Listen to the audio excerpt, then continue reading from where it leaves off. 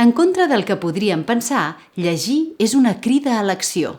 Davant l'enrenou de la nostra vida diària, amb la lectura és quan decidim aturar-nos i saltar del tren de les presses per restar immòbils i concentrats.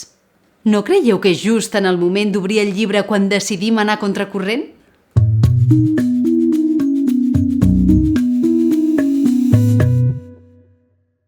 L'escriptor i traductor Alberto Mangel responia amb contundència a la següent pregunta en una entrevista al diari El País l'any 2007.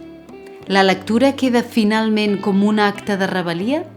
Llegim plegats la seva resposta.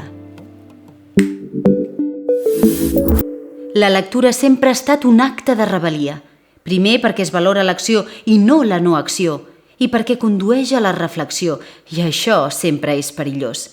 I perquè a través de la lectura comencem a conèixer qui som. En el futur, llegir no solament serà un acte de rebel·lia, sinó que també serà un acte de supervivència. Si com a lectors ens resignem a que ens impedeixin llegir la bona literatura, ens condemnarem a ser menys humans. És un risc que, certament, no podem córrer.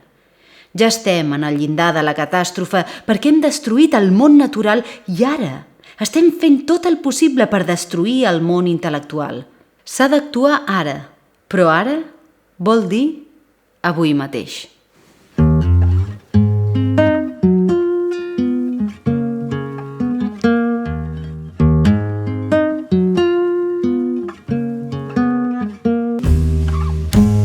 Com ho veieu?